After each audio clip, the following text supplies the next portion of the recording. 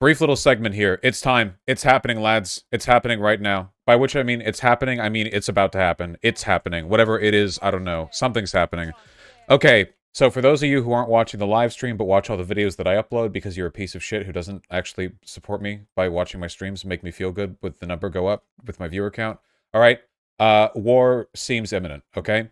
The basic situation right now is that following a period of time during which the Donbas region in East Ukraine has been subject to significant tension between the Ukrainian armed forces and the Russian secessionists who are directly backed, funded by, and respond to the Russian government, we have had a development. The development, namely, is that the Donbas region has declared essentially independence, which, if you remember from the U.S. Civil War, is actually not a thing that you can just do. It's a little more complicated than that. Russia immediately recognized the declared independence and has signed a military treaty with the Donbass region as an independent region. Essentially, this would mean that if Russia were to claim that aggression between the, in their mind, seceded Donbass region and Ukraine continued, that their intervention would be to defend a military ally. They're essentially fabricating a sort of legal technicality by which what they're doing isn't invasion, but rather supporting the defensive alliance of an ally. Additionally, Putin just did a very long and rambling hour-long, wow, yeah, really, an hour-long speech, where he gave every imaginable justification for why Ukraine belongs to him, up to and including essentially just using blood and soil arguments, just pretty straightforward fascist blood and soil arguments. It was pretty unambiguous. It was just, it was essentially, we brought you into this world, we can take you out of it. It wasn't that complicated. To be honest, it was actually pretty straightforward.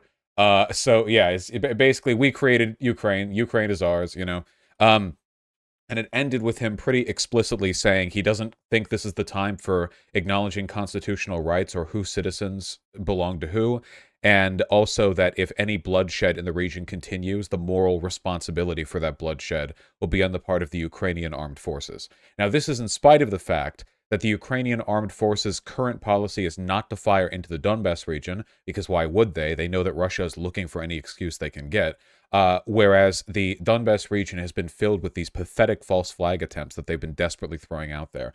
I genuinely believe that the original plan was not to invade Ukraine. They were going to put on a big show, do their little military training in Belarus, put troops on the border, I'm not touching you, nah type business, and the goal there was to scare the West, to scare Ukraine, to make them submissive, to make them fear, and it didn't work. The West, NATO, didn't budge. Ukraine didn't budge. It just didn't happen. And now, having committed an egregious amount of resources and, I suppose, diplomatic will to this front they've put forward, I feel like Putin, in this exhausted-looking speech, is making it pretty clear that they have to commit, or it was all for nothing, which is, not great.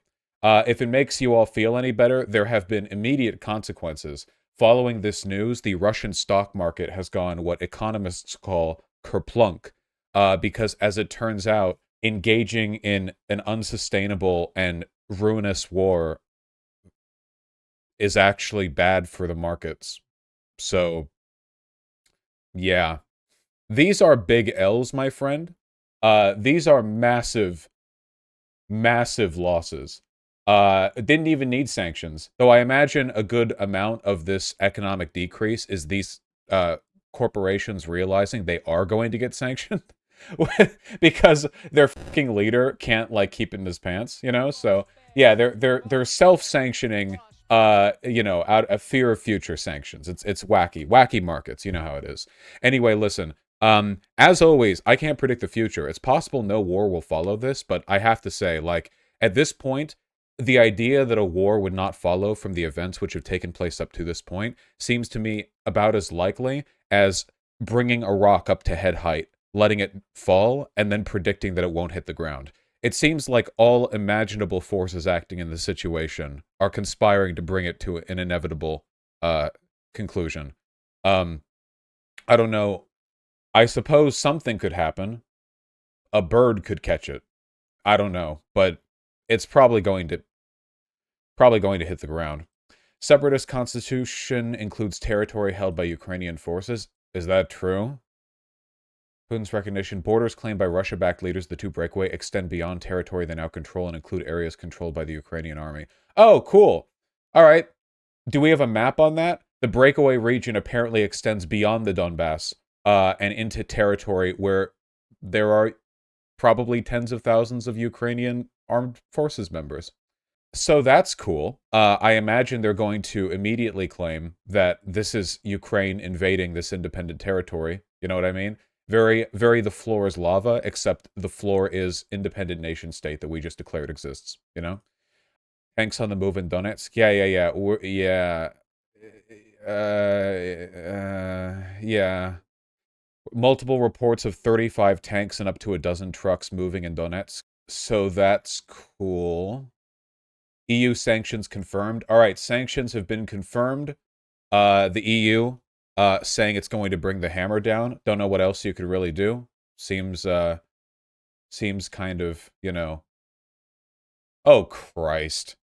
Something to worry about. Russian Interior Minister told Putin Moscow should recognize all of Donetsk and Luhansk regions as D/LNR. He said, from Mariupol and ending with those historical borders. So all the gray area in this OSCE map, front line is red.